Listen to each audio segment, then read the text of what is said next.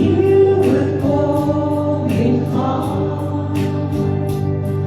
En tyd is in sy hand, begin en die einde, begin en die einde.